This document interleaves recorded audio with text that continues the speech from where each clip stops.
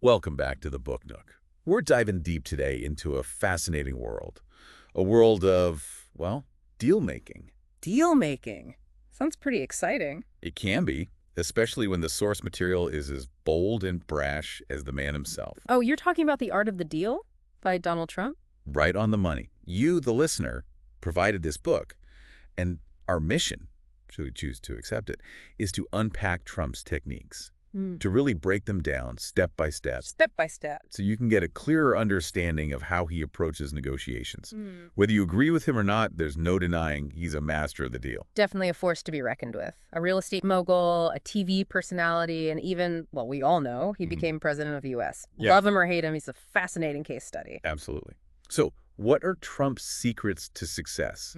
What makes his deal-making approach so unique? Well, right off the bat, you see this recurring theme. It's all about thinking big. Thinking big. Not just thinking outside the box, but like obliterating the box completely. Obliterating the box, that's a good one. You know, he actually says, if you're going to be thinking anyway, you might as well think big. It's almost like he's saying, why bother with small dreams? Exactly. He sees it as a competitive edge. An edge. Yeah, because most people, according to him, they limit themselves. They do. They think small. Why? Fear. Fear. Fear of success, fear of making tough decisions, fear of winning. Can you believe that? Fear of winning. Wow. So he sees himself as someone who's not bound by those fears, someone who embraces risk, who thrives on the challenge of the impossible. Yeah.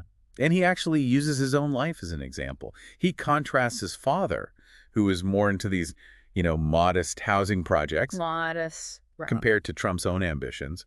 He sets his sights on these massive developments in prime locations like Fifth Avenue in Manhattan, Avenue. the West Side rail yards, even the booming casino scene in Atlantic City. He's thinking big, bold, and glamorous. It's not just about having a big idea, though, is it? Yeah. He seems to connect this thinking big with a relentless focus, almost an obsession. Right. He calls it a controlled neurosis. A controlled neurosis. He believes it's a quality that you see in a lot of successful people.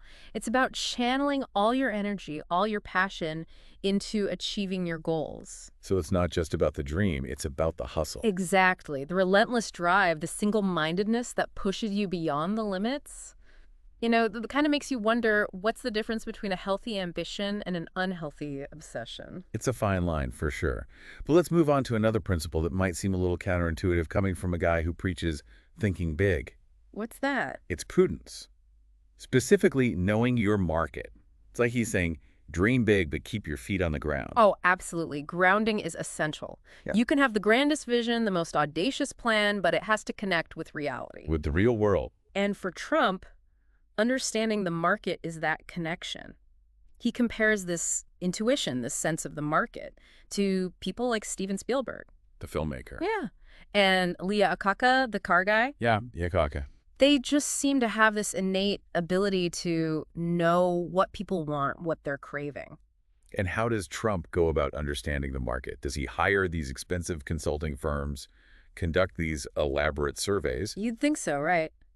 But he doesn't. Not at all. He actually prefers a much more direct approach. Direct approach. He does his own market research. He just asks people, residents near potential properties, cab drivers, anyone who can give him a feel for the place. So he trusts his gut. He trusts his instincts more than any data or analysis. Yeah, he's very skeptical of critics. He thinks they're often out of touch with what the public really wants. He even uses Trump Tower as an example. He says the critics doubted it, but the public embraced it. So there you have it. He's a man of the people, a man who trusts his own judgment above all else. But there's more. Another crucial technique he emphasizes is leverage. Leverage. This is like the fundamental principle of negotiation. Right? Yeah. But Trump has a very specific, very aggressive take on it. Aggressive, how so? Well, for him, appearing desperate is the ultimate sin in a negotiation. It instantly puts you at a disadvantage. You got to come from a position of strength. And leverage is the source of that strength. Okay, so what exactly does he mean by leverage? It's simple, really. It's having something that the other party wants, needs, even can't live without. So it's about identifying their weaknesses, their desires, their vulnerabilities. Yeah. And then you control access to what they value. It's a power play. It is. And he gives a great example with Trump Tower again. Remember, Third Avenue wasn't exactly a prime location back then. Not at all. But the sheer demand for apartments in his building, that created his own leverage. Exactly. People wanted to be there, so he could dictate the terms. But there's a catch, right? There is. He cautions against overpaying, even for a fantastic location. So it's not just about getting the deal. It's about getting the right deal. Absolutely. He'd rather walk away than make a bad deal. Which brings us to another principle that seems obvious, but it's crucial. Delivering the goods. Ah, yes. You can hype it up all you want. You can create all the buzz in the world. You can. But ultimately, you have to deliver. You can't fool people forever. Exactly. The product, the service, has to live up to the promise. So it's about building a reputation for quality, for reliability. That's what creates lasting success. All right, now let's move on to a technique that's a little less tangible, but equally important, I think. I'm intrigued. Tell me more. It's about understanding people. Understanding people.